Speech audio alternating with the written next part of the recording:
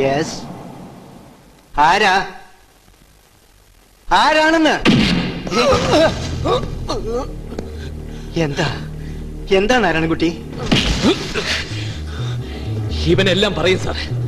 നാരായണൻ പോറ്റിയെ നാരായണൻകുട്ടിയാക്കിയ കഥ പറയണം. ഞാനെല്ലാം പറയാം സാർ.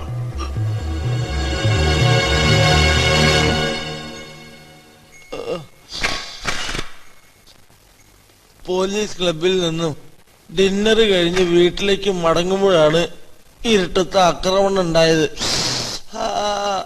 എന്റെ കാൽക്കുലേഷൻ കറക്റ്റ് ആണെങ്കിൽ അവരൊരു 5-8 പേരുണ്ടായിരുന്നു. കൂടെ നാരായണൻകുട്ടിയും. പീഡന കേസിലെ പ്രതികളുടെ ലിസ്റ്റിൽ നാരായണൻകുട്ടിയുടെ പേര് ഞാനാണ് എഴുതി ചേർത്തതെന്ന് കള്ളമൊഴി കൊടുക്കണമെന്ന് അവന്മാർ ആവശ്യപ്പെട്ടു. അവര് പറയുന്ന അനുസരിച്ചില്ലെങ്കിൽ കൊന്നു കളയുന്ന ഭീഷണിപ്പെടുത്തി. ഞാൻ പറ്റില്ല എന്ന് പറഞ്ഞപ്പോ വടിവാളും സൈക്കിൾ ചെയിനും കൊണ്ട് അവരെന്നെ ഇടവും വലവും നോക്കാതെ മാരകമായി എടുത്തിട്ട് പെരുമാറി. You may proceed. 4ാം പ്രതിയായ നാരായണൻകുട്ടി ഈ കേസിലെ അന്വേഷണ ഉദ്യോഗസ്ഥനായ SI ചന്ദ്രനെ മർദ്ദിച്ച് അവശനാക്കി കൊല്ലുമെന്ന് ഭീഷണിപ്പെടുത്തി തനിക്ക് അനുകൂലമായി മൊഴി കൊടുക്കാൻ നിർബന്ധിച്ചത് ബഹുമാനപ്പെട്ട കോടതിക്ക് നേരിട്ട് അറിവുള്ളതാണല്ലോ. SI ചന്ദ്രനാണെങ്കിൽ ഇപ്പോൾ ആശുപത്രിയിൽ ചികിത്സയിലാണ്. ഒരു ക്രിമിനൽ കുറ്റം മറച്ചു പിടിക്കാൻ മറ്റൊരു ക്രിമിനൽ കുറ്റം കൂടി ചെയ്ത ഈ പ്രതിയുടെ കുറ്റവാസന ഈ മർദ്ദനം കൊണ്ട് തന്നെ നേരിട്ട് വ്യക്തമാകും. പോലീസുകാരനെ മർദ്ദിച്ചതിന് മറ്റൊരു കേസും കൂടെ പ്രതിയുടെ പേരിൽ ചാർജ് ചെയ്തിരിക്കുന്നു. IPC 326 പ്രകാരം.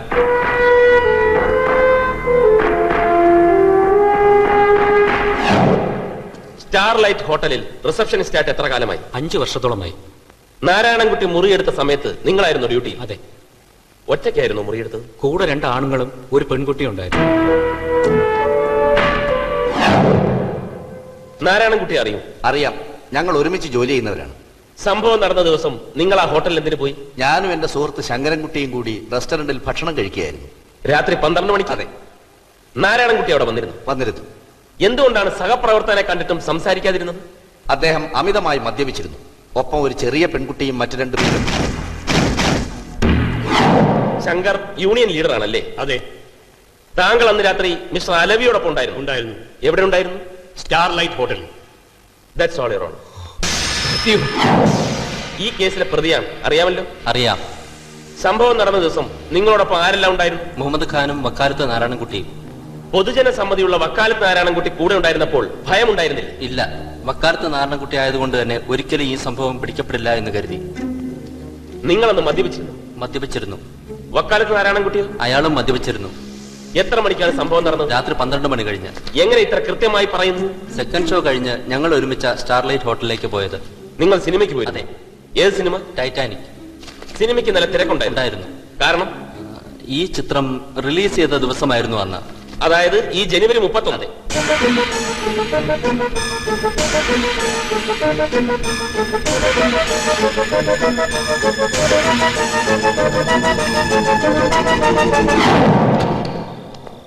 Mathew, how dare you! Narayanankutty പൊയ്ക്കോ, പ്ലീസ് ഗോ. മാത്യു, ഞാൻ പറയുന്നത് കേൾക്കാനുള്ള സന്മനസ്സെങ്കിലും കാണിക്കും മാത്യു. എനിക്കൊന്നും കേൾക്കണ്ട. നിനക്ക് പറയാനുള്ളത് കോടതിയിൽ പറഞ്ഞാൽ മതി. Get lost. മാത്യു, നീയും അഡ്വക്കേറ്റ് മാത്യു, നിനക്ക് പരമാവധി ശിക്ഷ ലഭിക്കാൻ വേണ്ടി മാത്രം വാദിക്കുന്ന അഡ്വക്കേറ്റ് മാത്യു എന്നിട്ട് ഗുഡ് ബൈ പറയും ഈ തൊഴിലിനോട് എന്നേക്കുമായി. I hate this profession. കാരണം വക്കാലത്ത് നാരായണൻകുട്ടിയാ കോപ്പ് മാത്യുവിനെ അഡ്വക്കേറ്റ് മാത്യു ആക്കിയത്. അതുകൊണ്ട് മാത്രം. മാത്യു, ഇറങ്ങി പോടാ. നാരായണൻകുട്ടി എനിക്ക് പോലീസിനെ വിളിക്കേണ്ടി വരും. മാത്യു, ഞാൻ പറയുന്നത് മാത്യു, നീ എന്നെ പോലീസിന്റെ പേര് പറഞ്ഞ് പേടിപ്പിക്കുക. കൊള്ളാം, നിന്നിലുണ്ടായിട്ടുള്ള മാറ്റത്തെ ഞാൻ അപ്രീഷിയേറ്റ് ചെയ്യുന്നു. പക്ഷേ ഈ നാരായണൻകുട്ടിക്ക് ഒരു മാറ്റമില്ലടാ. അന്നും ഇന്നും നിയമത്തിൽ മാത്രം വിശ്വസിക്കുന്ന വക്കാലത്ത് നാരായണൻകുട്ടിയാണ് ഞാൻ. തന്നെ ഒരു പാവം പെൺകുട്ടിയെ. മാത്യു, ഇല്ല. ഞാൻ കുറ്റം ചെയ്തു എന്ന് ആരോപിച്ച ദിവസം ഞാൻ കുക്കുമായിട്ടുള്ള മാരേജ് ഇരു ചെവി അറിയാതെ ആണെങ്കിലും അതും നിയമപരമായിരുന്നല്ലോ. സ്പെഷ്യൽ മാരേജ് ആക്ട് 1954 പ്രകാരം. മാത്യു, ആ സമയത്ത് ഞാൻ കുക്കുവിന്റെ കൂടെയായിരുന്നു അവളുടെ വീട്ടിൽ. രാത്രി 10 മണിക്ക് ശേഷം കുറ്റകൃത്യം നടന്നെന്ന് പറയുന്ന അതേ സമയത്ത് തന്നെ അല്ലേ എലിബി കുറ്റം ചെയ്തു എന്ന് പറയുന്ന സമയത്ത് പ്രതി മറ്റൊരു സ്ഥലത്തായിരുന്നു എന്ന് കഥയുണ്ടാക്കി രക്ഷപ്പെടാമല്ലോ. Quite interesting cooked up story. വക്കാലത്ത് നാരായണൻകുട്ടിക്ക് നിയമത്തിലെ പഴുത് കണ്ടുപിടിക്കാൻ പരസഹായം വേണ്ടല്ലോ. കോടതിയിൽ ബോധിപ്പിച്ചോ? രക്ഷപ്പെട്ടോ? മാത്യു, അതിന് നീ എന്നെ സഹായിക്കണം. ഞാൻ തന്നെ സഹായിക്കണം? മാത്യു, നിനക്ക് മാത്രമേ അതിന് കഴിയൂ. ആ സമയത്ത് ഞാൻ കുക്കുവിന്റെ കൂടെ ആയിരുന്നു എന്നുള്ളതിനുള്ള എന്താണ് തെളിവ്? മാത്യു, ഉണ്ട്. കുക്കുവിന്റെ കയ്യിൽ അതിനുള്ള തെളിവുകളുണ്ട്. അന്നേ ദിവസം ഞാൻ നിയമം ലംഘിച്ച് കുക്കുവിന്റെ മുറിയിലെത്തിയത് റെക്കോർഡ് ചെയ്തിട്ടുള്ള വീഡിയോ കാസറ്റ്. യെസ് ചന്ദ്രൻ.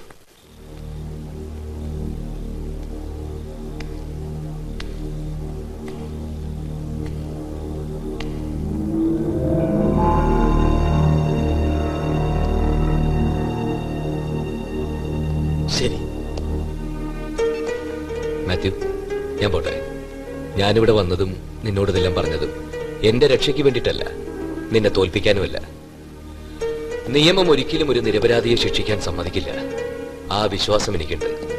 അത് തെളിയിക്കാൻ നീ എന്നെ സഹായിക്കുന്നുള്ള വിശ്വാസവും എനിക്കുണ്ട്. നീ എന്റെ കൂടെ ഉണ്ടാവില്ലേ മാത്യു?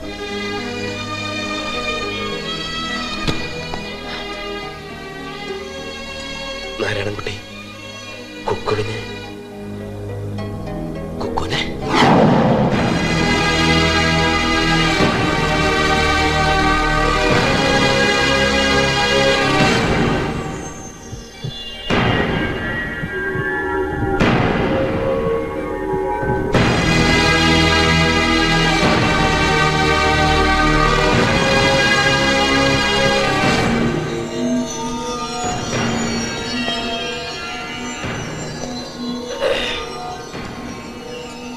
കുക്കു ആത്മഹത്യക്ക് ശ്രമിച്ചയാണെന്ന് ഒരു കുഞ്ഞു പോലും അറിയരുത്.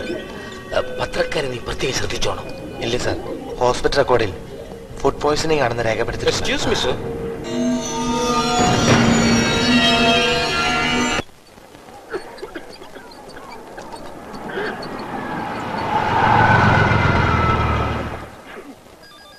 നാരായണൻകുട്ടി, നീ ഇറങ്ങണ്ട. മാത്യു, എന്റെ വേണ്ട പ്ലീസ്. നാരായണൻകുട്ടി, നിന്നെ ഇവിടെ വെച്ച് ആരെങ്കിലും കണ്ടാൽ, നിന്നെ ഐഡന്റിഫൈ ചെയ്താൽ ആ കുഴപ്പമാവും.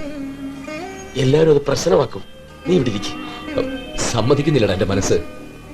അല്ലാതെ നാട്ടുകാരുടെ കാര്യമാകുമ്പോ പല തരത്തിലുള്ള ആൾക്കാരല്ലേ, നീ അത് ഉൾക്കൊള്ളണം. ഞാൻ അവിടുത്തെ സിറ്റുവേഷൻ നോക്കിയിട്ട് വരാം.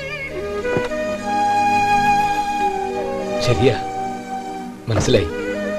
ആർക്കും ഇപ്പൊ ഞാൻ വക്കാലത്ത് നാരായണൻകുട്ടിയല്ല, ഒരു നികൃഷ്ടമൃഗം. 13കാരിയെ പീഡിപ്പിച്ച് നശിപ്പിച്ച കാമപ്രാന്തൻ, പെർവർട്ടഡ് പേഴ്സൺ. അവർക്കൊക്കെ ഞാൻ ഇപ്പൊ ഒരു അശ്ലീലം.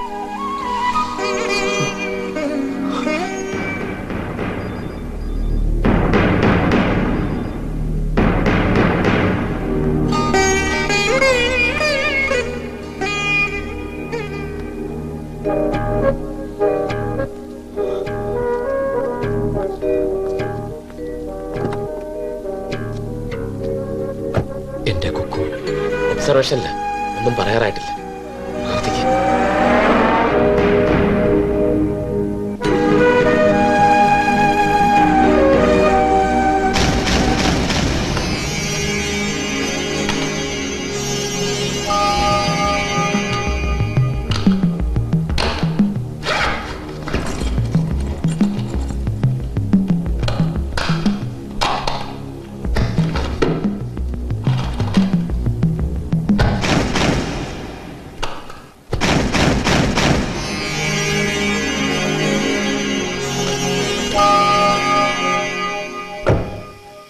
നീ നിരപരാധിയാണെന്ന് സ്ഥാപിക്കാനുള്ള എല്ലാ തെളിവുകളും കിട്ടി.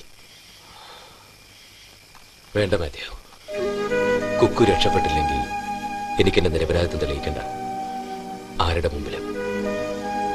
നീ മനസ്സിലാക്കി, രഘു മനസ്സിലാക്കി, അത് മതി.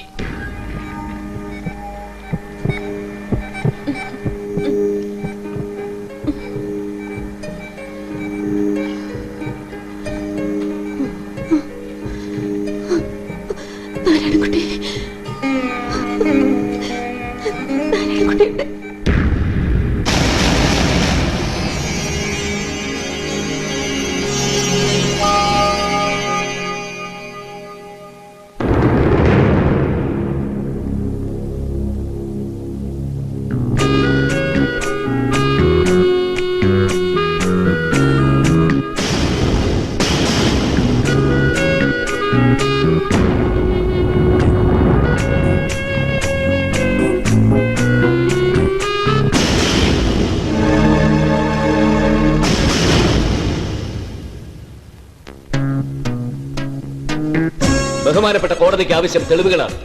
ഞാൻ നിരപരാധിയാണെന്നതിനുള്ള തെളിവ് ഹാജരാക്കി. യഥാർത്ഥ കുറ്റവാളികളെ ശിക്ഷിക്കാൻ വേണ്ട തെളിവുകൾ ഹാജരാക്കാനും അവരെ വിസ്തരിക്കാനും ബഹുമാനപ്പെട്ട കോടതി എനിക്ക് അനുവാദം നൽകണം. Yes, proceed.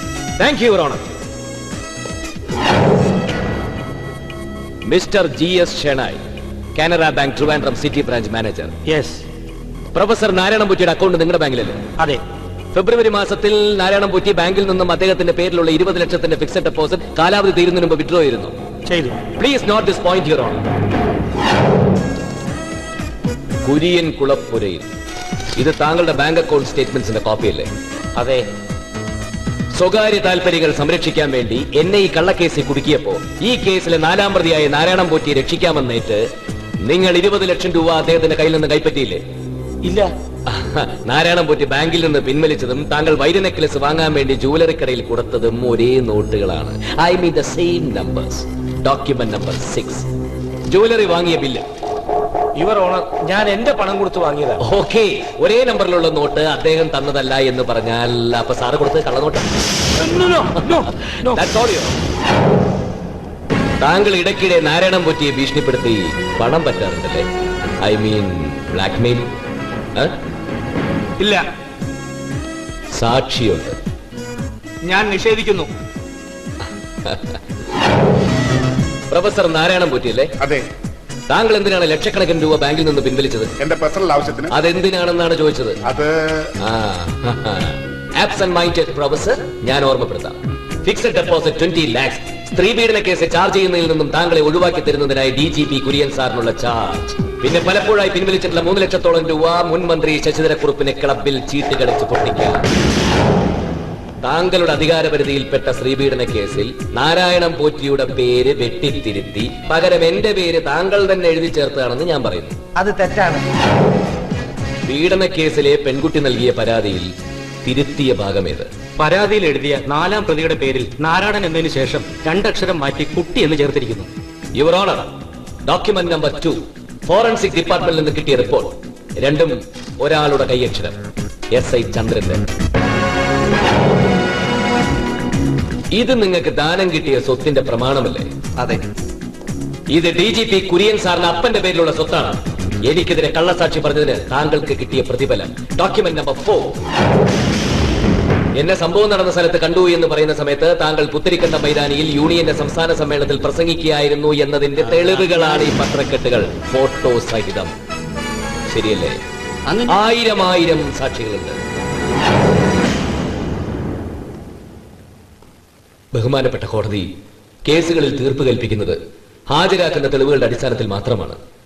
ഈ കുറ്റവാളികളുടെ തനിനിറം കോടതിയുടെ ശ്രദ്ധയിൽപ്പെടുത്താൻ കഴിഞ്ഞത് സത്യം ഒരിക്കലും മൂടിവെക്കാൻ കഴിയില്ല എന്ന വിശ്വാസത്തിൽ അടിയുറച്ചു നിൽക്കുന്നവർക്ക് എന്നും ഒരു ആശ്വാസമാണ്. ഈ കുറ്റവാളികളെ കോടതി ശിക്ഷിക്കണം.